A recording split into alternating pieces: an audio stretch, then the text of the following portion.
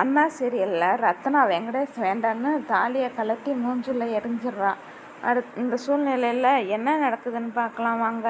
ரத்னாவை பழிவாங்கணுங்கிற நோக்கத்தில் தான் வெங்கடேஷ் கல்யாணம் செஞ்சு அவளை அடித்து கொடுமைப்படுத்தினான். அதனால் ரத்னா அவனோட வாழ முடியாதுன்னு அவங்க அண்ணன் வீட்டுக்கே வந்துட்டான். இது ஏற்கனவே நடந்த கதை தான், எல்லாத்துக்கும் தெரியும். ரத்னா வெங்கடேஷை விட்டு நிரந்தரமாக பிரியணும்னு சொல்லி பஞ்சாயத்தை கூட்டுறா. பஞ்சாயத்தில் அவன் செஞ்ச அயோக்கியத்தனத்தெல்லாம் சொல்லி அவன்கிட்ட இருந்து எனக்கு விடுதலை வேணும்னு சொல்லி தாலியை கலட்டி தூக்கி எறிஞ்சிட்றான். ரத்னா சொல்கிற இந்த தாலி என் கழுத்தில் இருக்கிறனால தானே என்னை நீ தொந்தரவு பண்ணுற, உனக்கும் எனக்கும் சம்மந்தம் இருக்குதுன்னு சொல்லி இந்த தாலியை எனக்கு வேண்டேன்னு சொல்லி வெங்கடேஷ் மூஞ்சிலாம் கலட்டி வீசிடுறா. தாலியை வீசிடுறான்.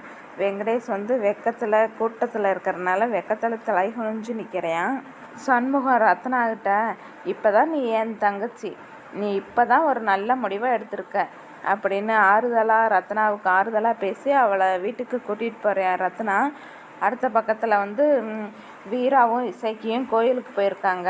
என் அக்கா ரத்னாவுக்கு நல்ல தீர்ப்பாக கொடுக்கணும் சாமின்னு வேண்டிகிட்டு இருக்காங்க. பஞ்சாயத்துலேருந்து வீட்டுக்கு வந்ததும் அக்காவுக்கு திஷ்டி சுற்றி தான் வீட்டுக்குள்ளே கூட்டிகிட்டு போகணும்னு பேசிகிட்டு இருக்காங்க. இசைக்கியும் வீராவும் அவளோட மனசுக்கு பிடிச்ச மாதிரி இன்னொரு கல்யாணம் பேசி பண்ணணும்னு பேசிகிட்டு இருக்காங்க.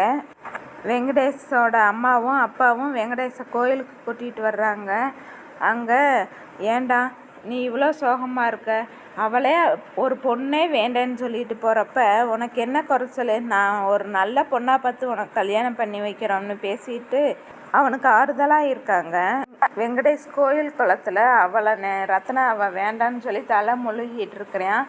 அதை பார்த்தா வீரா, என்ன எங்கள் அக்கா தாலியை கலட்டி மூஞ்சில் எரிஞ்சிட்டாளா அப்படின்னு நக்கல் அடிக்கிறான்.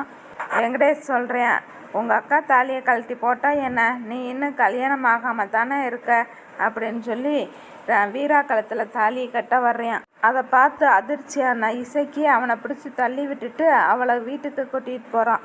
அடுத்து என்ன நடக்குதுன்னு பொறுத்திருந்து பார்ப்போம் வாங்க.